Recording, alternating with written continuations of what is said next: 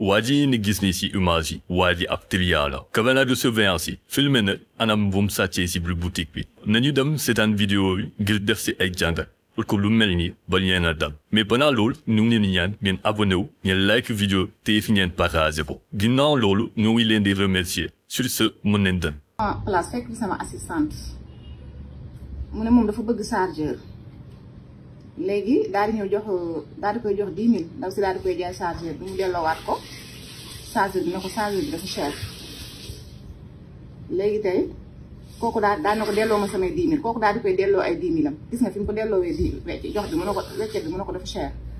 na ko delloowaat ma samay 10 000 kooku daal di koy joxaat ko ay 10 000 am gis nga delloo nañ ko 10 000 am gis nga ko nii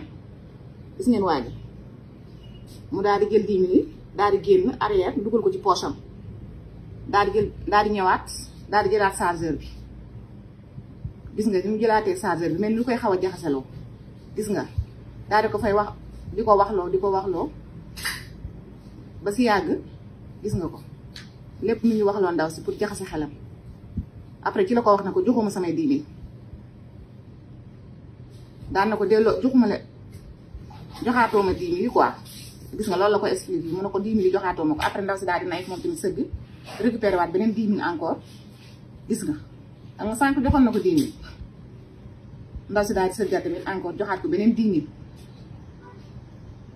mu daal di mel ni gis nga mu mel ni luy faire semblant mel ni am lu mu ko di ko demandé wat ay kaar gis nga récupéré na 10 000 yi ba dem.